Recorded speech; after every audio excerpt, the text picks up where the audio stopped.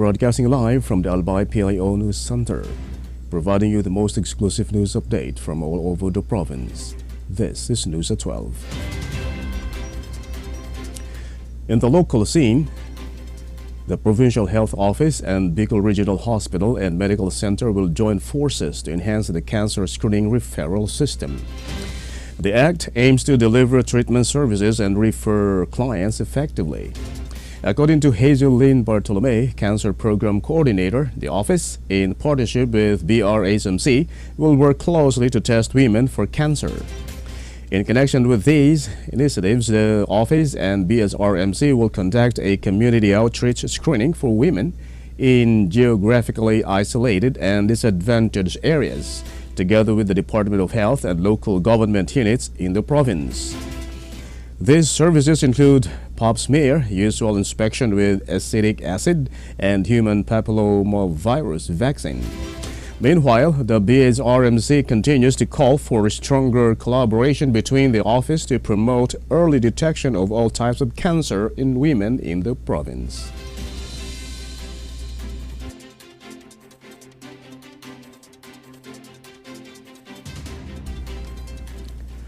In other story, the Department of Health has provided 12 dialysis machines to the Josefina Belmonte Duran Albay Provincial Hospital this year through its Health Facilities Enhancement Program. Dr. Dominador Concepcion, Chief of Hospital at JBDOF, stated that Fresenius Medical Care is scheduled to deliver the equipment by the end of May. He highlighted that these dialysis machines will greatly enhance healthcare access and outcomes for dialysis patients in Albay's 3rd District and surrounding areas. The official explained that this grant from the Health Department came about as a response to the hospital's appeal to better their facilities and improve local health services. Currently, JBDOF operates 8 dialysis machines that also require replacement. Concepcion noted that with the addition of the 12 new machines, they expect a significant increase in the number of dialysis patients the hospital can accommodate and treat at the same time.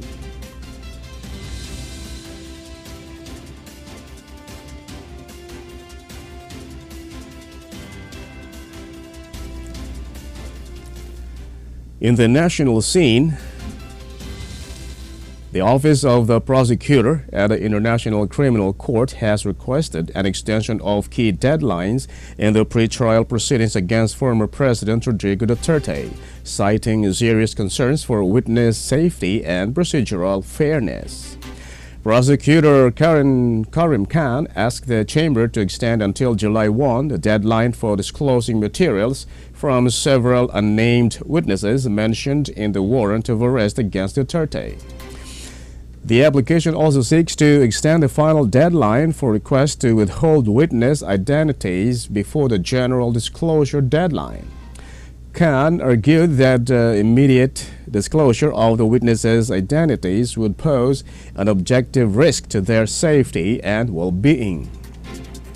The document notes consultations with a security and protection unit, indicating that protective measures are underway and are expected to be in place by July. Although the identities of the witnesses and the nature of their testimonies remain confidential, they are confirmed to be directly referenced in the arrest warrant issued against Duterte. The request to postpone the disclosure of certain materials and potentially withhold witness identities was not opposed by the defense.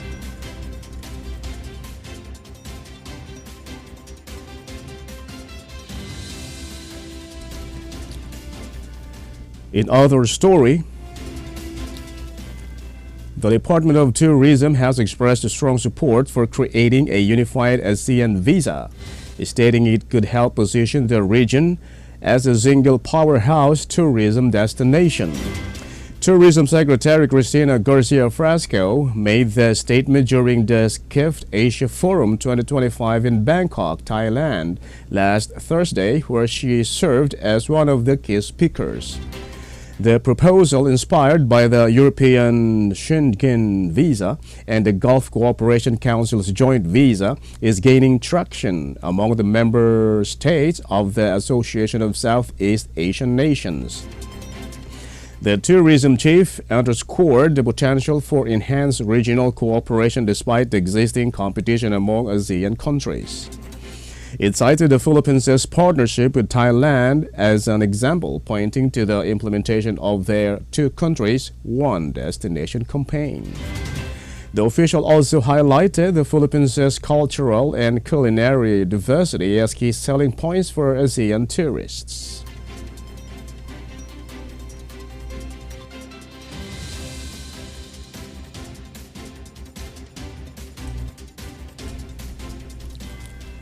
In other news, the Department of Health logged over 5,000 new cases of human immunodeficiency virus this year. A total of 5,101 cases have been reported by the Department of Health from January to March. This marks a 50% increase compared to the cases recorded in the same quarter last year.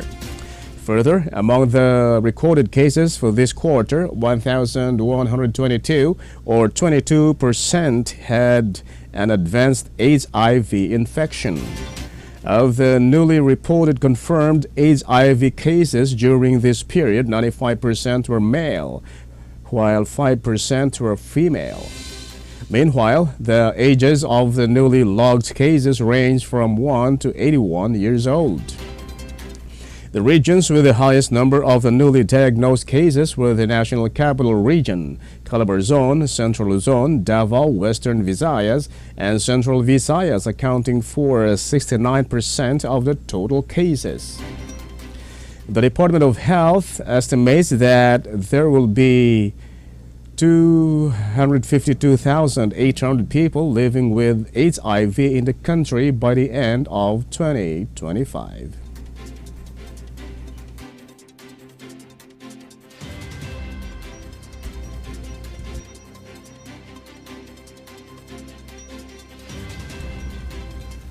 And in the news outside the country, Iran confirmed its intention to rebuild trust with European powers as they consider whether to reimpose United Nations sanctions on the Islamic Republic under a 2015 nuclear deal. Last Friday, senior Iranian diplomats met with counterparts from Britain, France, and Germany for discussions on the status of U.S.-Iran nuclear negotiations. Tehran has conducted 4 rounds of Oman-mediated nuclear talks with Washington, marking the highest level contact between the two foes since the U.S. abandoned the 2015 nuclear accord. A year later, Iran began to roll back its commitments to the agreement, which had promised sanctions relief in exchange for UN-monitored restrictions on its nuclear activities. The 3 European powers, parties to the 2015 accord, are weighing whether to trigger the snapback mechanism, which would reinstate UN sanctions in response to Iranian non-compliance.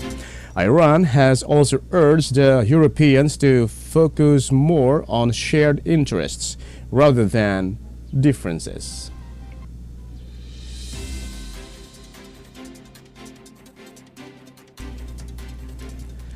And finally, in the news outside the country, a polio outbreak has been declared in Papua New Guinea, raising concerns about the disease's spread in a country with low vaccination rates, health officials said. Polio virus, primarily spread through sewage and contaminated water, is highly infectious and potentially fatal.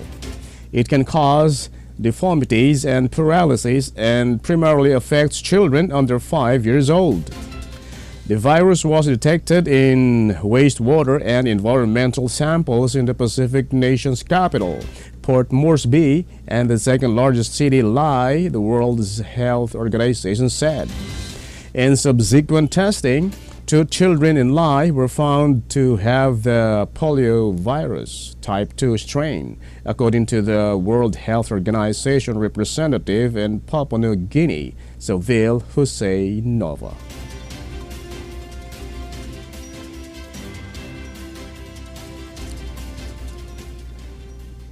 And that's all for the News at 12, May 20, 2025.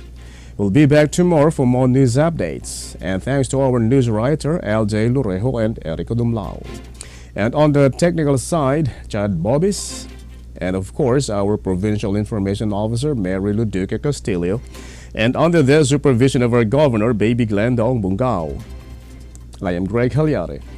Thank you for subscribing.